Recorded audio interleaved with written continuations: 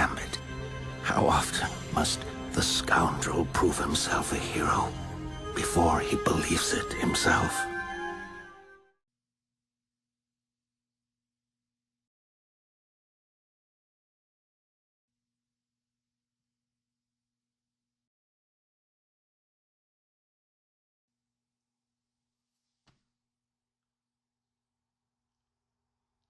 Damn.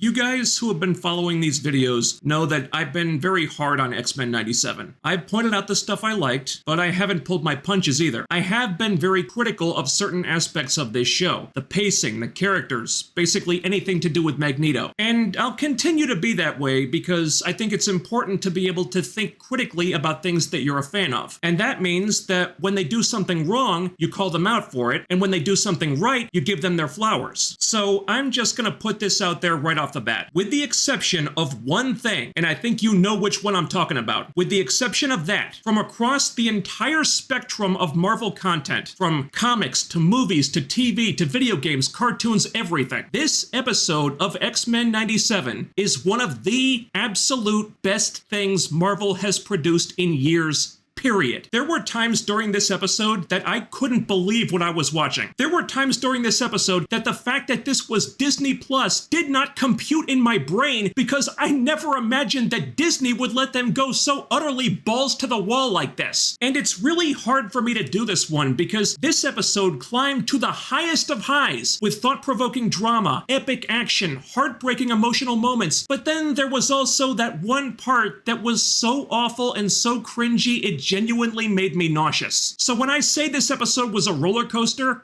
believe it. First off, what have I been complaining about more than anything else for the last few weeks? Pacing. It was too fast. They were trying to do too much too soon. That wasn't an issue this week. This week, they nailed it. They took their time. They didn't rush. Important moments were able to breathe. Everything built organically, and I cannot stress enough what a difference that makes. It helps that they gave the episode a few extra minutes. Please keep doing that. But it also meant so much that the heart of the story, the Rogue and Gambit romance, was based on something that had a long history, on something that had been built up by the 90s cartoon. It's almost as if using continuity rather than retconning or ignoring it can be a good thing.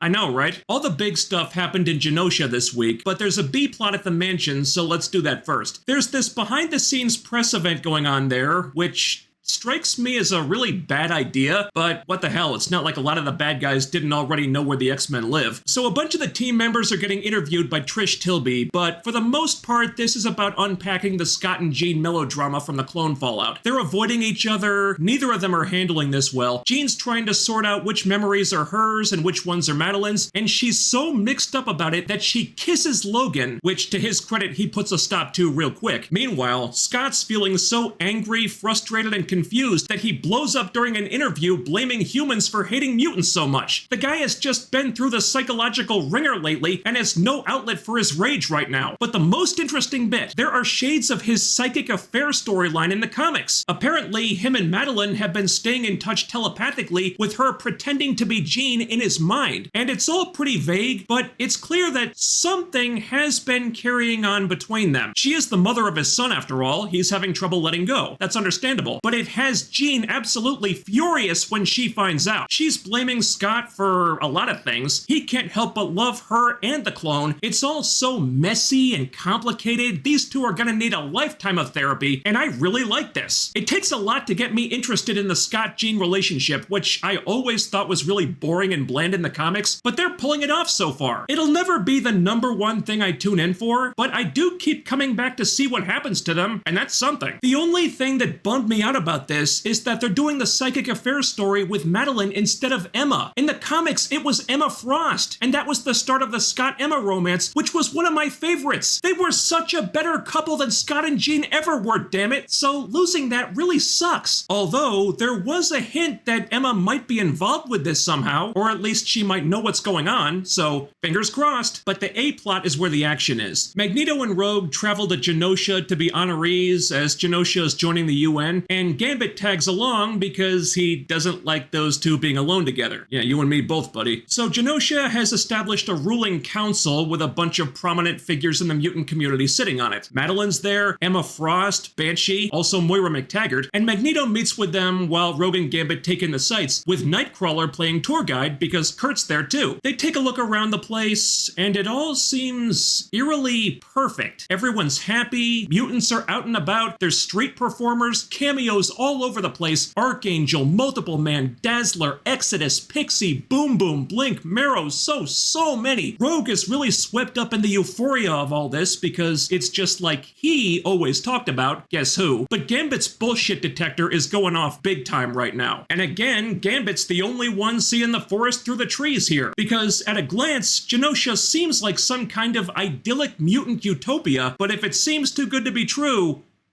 you know how that goes. This situation feels like a movie where the climax ends at the top of the second act, and then there's a stretch where the story seems to be wrapped up and everything seems fine, but there's still a half hour left in the movie. So even though things appear to be good, there's this underlying feeling of dread, because in the back of your mind, you know that something weird is going on. Something is wrong about this, you just can't see it yet. That's what Genosha's coming off like here. On the surface, yeah, everything looks great. Mutants are all over the place, they're partying in the streets, everybody's happy and safe, but there is also a giant statue erected in Magneto's honor when he was a terrorist 5 minutes ago. There's posters on the walls proclaiming his amazingness, Magneto was right, blah blah blah. They're treating Magneto with something that's pretty close to cult worship. Apples on the street are going for $10 a pop. Where's all that money going? A corrupt piece of shit like Sebastian Shaw is sitting on the Genoshan Council? Even if the Sentinel attack hadn't happened, there's still a million warning signs that something bad is going on here, and Gambit's the only one who sees it. But the shit hasn't hit the fan quite yet. Right now, everything seems amazing. Rogue is super happy to be there, she's having a great time, and Nightcrawler,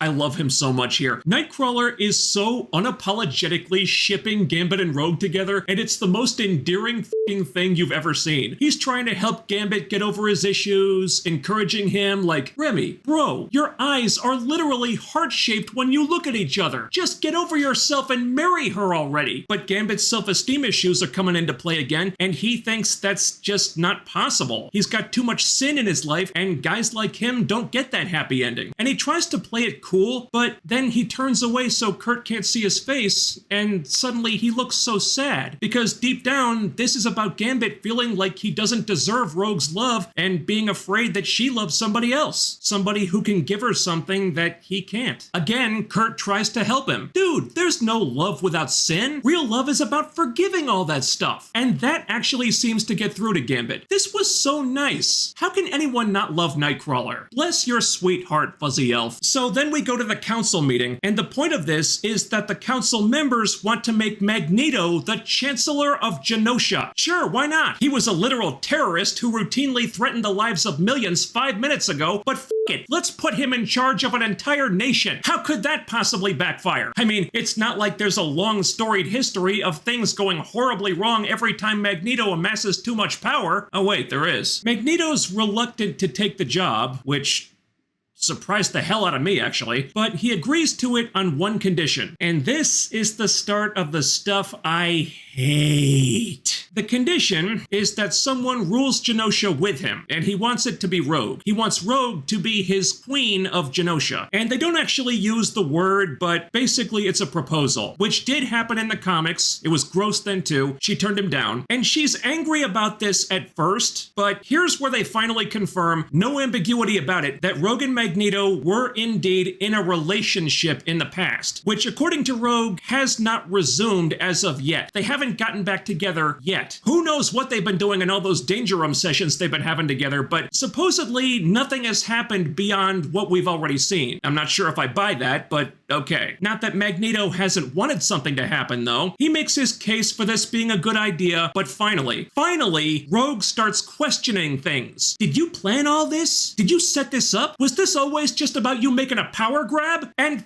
f***ing thank you! That's what I've been saying for f***ing weeks! The dude has been acting shady as hell, and finally she's calling him out for it! But then he just spins a yarn, invokes Xavier's name, makes it sound like they could do a lot of good together, and Rogue just instantly gets sucked back in. And it's so frustrating to watch her fall under the spell here, especially with what we learn next. Look, this iteration of Rogue does have a history of being easily influenced by other people. Archangel, Cody, Mystique. She's not as savvy as she is in the comics. So I'm not saying this comes out of nowhere, but still, Rogue really should be smarter than this. I know being able to touch someone is really important to her, but damn it, sweetie, you gotta start using your head here. And as much as I hate it, which is a lot, what happens next is even more nauseating. Rogue finally comes clean to Gambit about the Magneto thing. It wasn't mentor-mentee, it wasn't a friendship, they were a couple. It happened when she was with the Brotherhood. Mystique introduced them in the hopes that Magneto could help Rogue with her powers, but once they discovered that he could use his powers to block hers so she could touch him without hurting him, it turned into something else. Something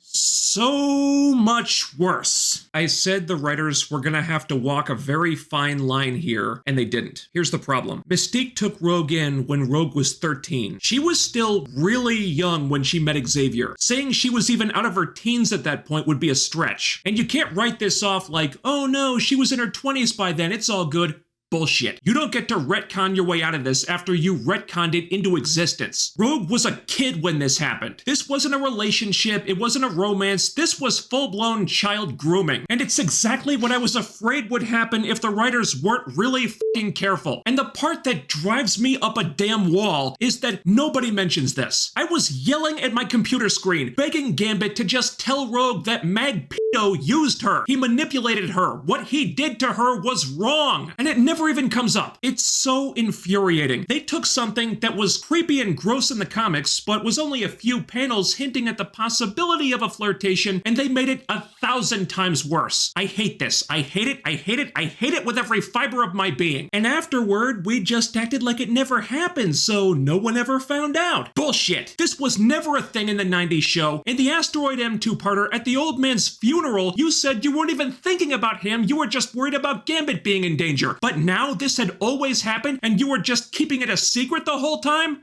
that.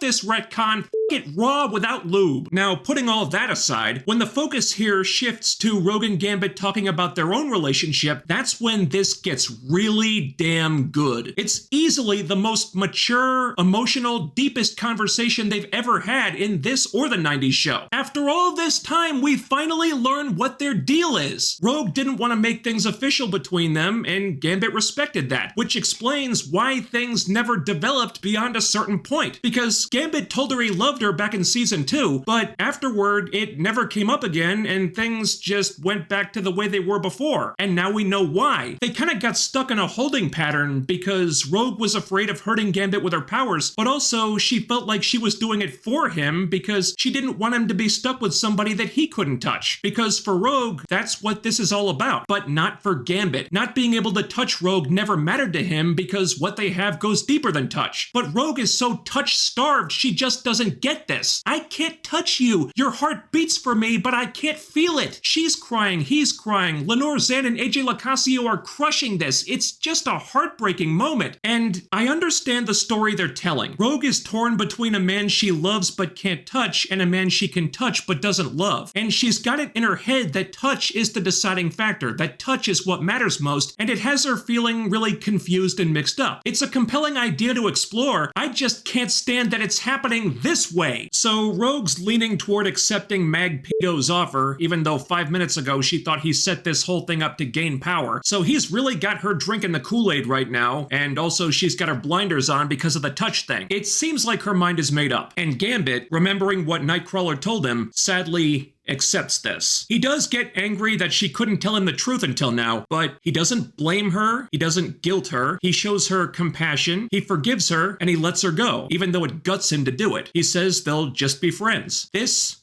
was dynamite. It was so emotionally charged. When this scene is about Rogue and Gambit, it's fantastic. Unfortunately, when it's about Rogue and Magneto, it's gross and horrific and I despise everything about it. And as proud as I was of Gambit for being the adult about this, I also wanted to just smack both of them in the face. Rogue doesn't need kindness and understanding right now. She needs someone to knock some sense into her. You just gave her your blessing and sent her back to her fucking groomer, dude. Wake the up! Can you believe it gets worse? There's this gala type of event to celebrate Magneto's burgeoning deification, and when you see the Watcher up in the cosmos observing this, you know some really bad shit's about to go down, in more ways than one. Val Cooper is the voice of reason here, marching up to the council, being all, "Nice job anointing a literal terrorist as your new leader, dumbasses. Thank you, Dr. Cooper." Somebody had to fucking say it. And then we get to genuinely one of the most repellent, revolting things I've seen in any show in a very long time. Rogue and Magneto have this intimate flying dance sequence in midair in front of the whole crowd.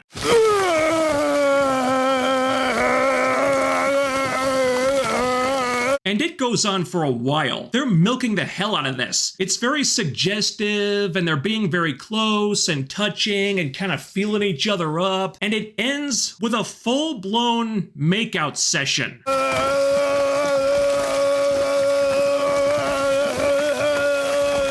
Gambit's just standing there aghast, watching this and dying inside, struggling to keep the bile from pouring out of his mouth like a fire hose. He's so crushed by it, he walks out, and I'm right there with him. Every single excruciating moment of this made me physically fucking sick. I cannot stand what this is doing to Rogue's character. It's like they're rubbing it in Gambit's face, in public, in front of the whole world, and she wouldn't do this. Rogue would not be this cruel to someone she loves. The writers are just laying it on super thick for drama because they wanted Gambit to fucking die, thinking Rogue chose the dirty old man who emotionally gaslit her as a teenager instead of him. Sadists.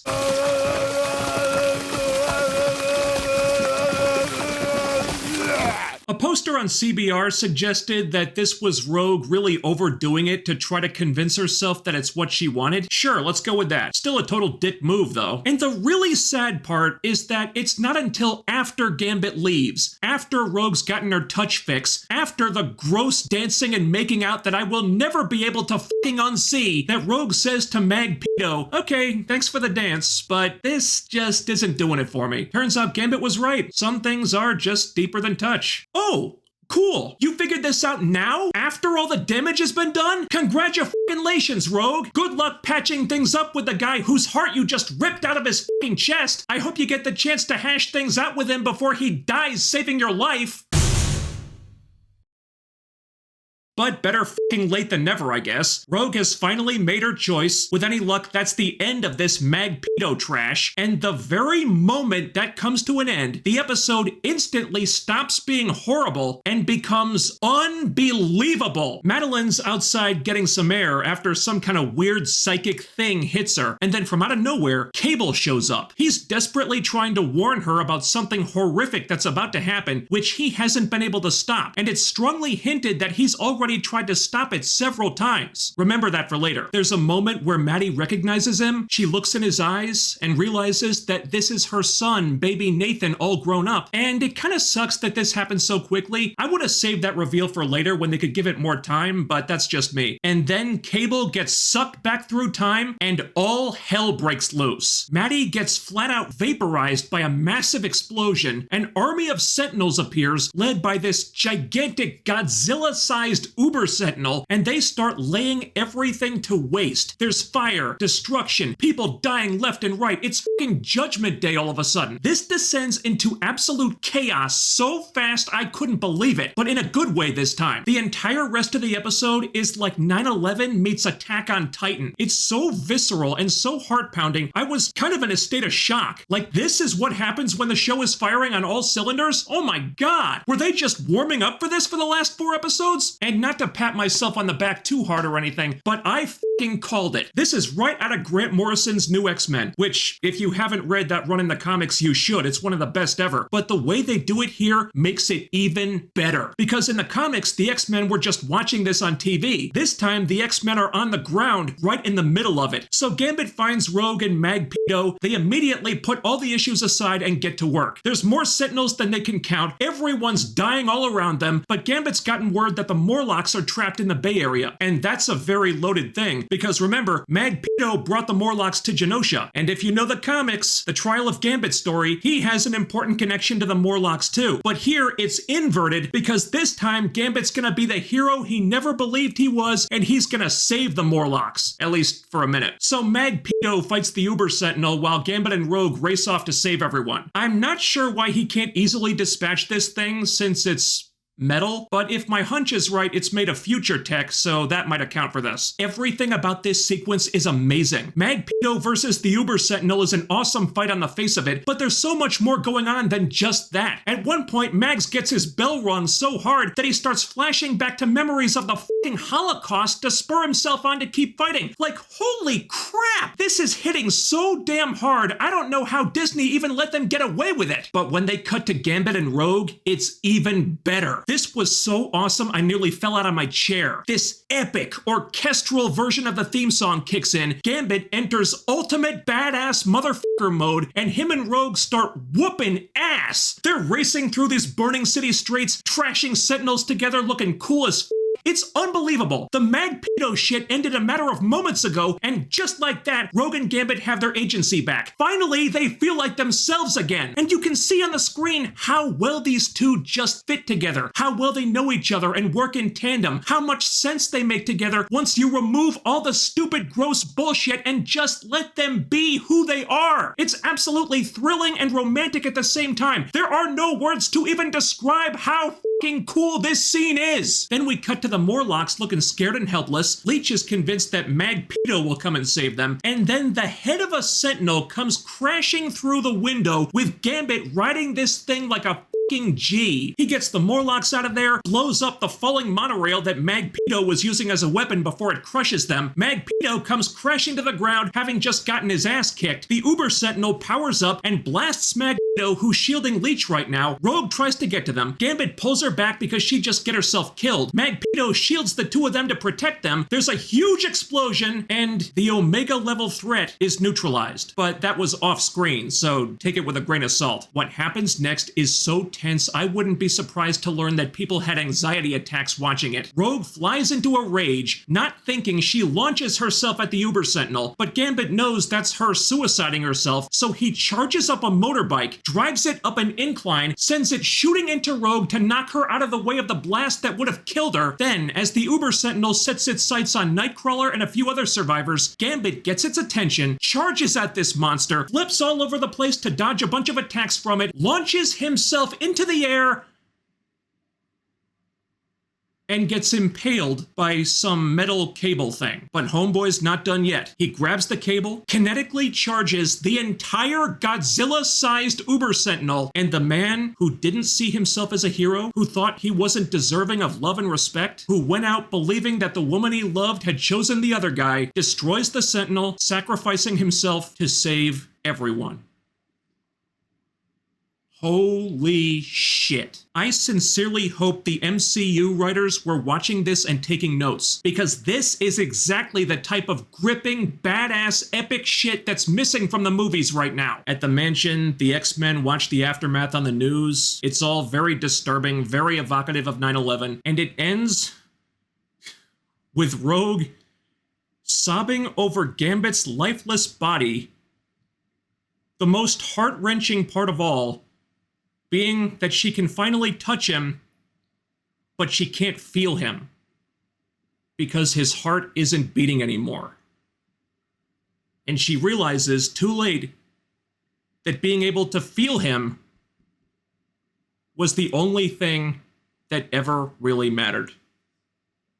This episode had no business going so goddamn hard. I can count on one hand the number of times in my life that an animation, cartoon, anime, whatever, has moved me to tears. Because of this, I need two hands now. Watching that final moment, I lost it. I fucking wept, okay?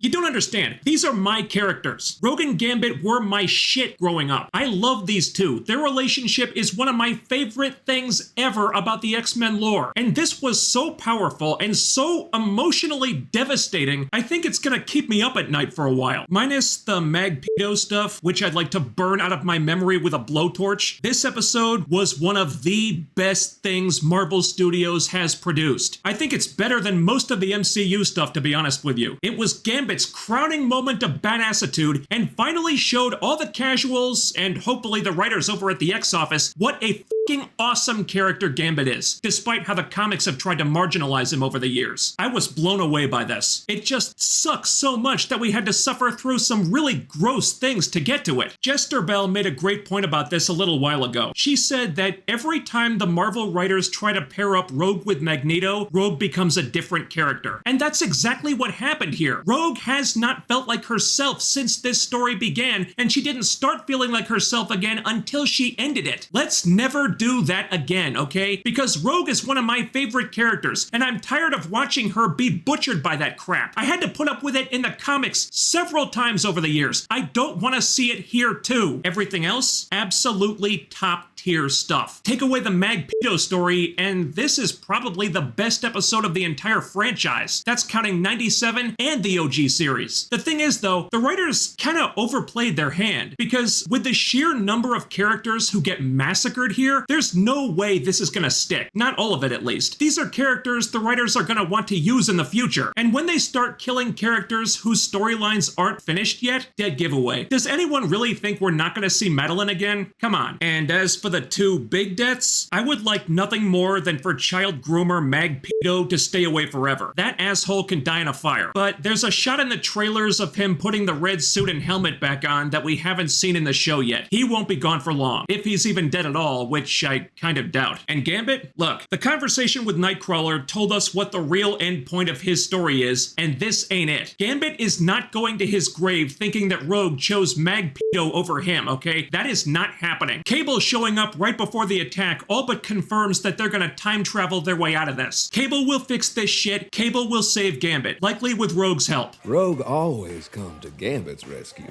And how fitting would that be, because it's Chris Potter voicing Cable now. And Cable's introduction scene in the 90s cartoon was a scene with Gambit. Rogue is even the one who delivered Cable as a baby. I mean, it couldn't be more perfect. Episode 7 is titled Bright Eyes, which is Rogue's nickname for Cable. Remember me, Bright Eyes? I would bet money that that's when they get the ball rolling on undoing this. Gambit will be back, we just have to wait a minute. I only have one concern. The attack on Genosha was so impactful and powerful and could have so many ramifications for the future. Undoing that would feel like a massive cop-out. Plus, Gambit just had his ultimate moment of heroism. I don't want that moment and that development to be erased. So if they can somehow save those characters, but make it so everyone still remembers what happened, they're still affected by it, and the attack still has meaning and consequences for the future, I think that's the way to go. Magneto being the one affected by it the most. Now, after what he did here, and after they finally addressed the "did you plan all this" stuff, I may have to eat some crow, because I really did think that Magneto was being the puppet master, pulling the strings and just biding his time until he showed his true colors again, because to me, that's the only way the story made sense. And in my defense, his whole redemption story seemed almost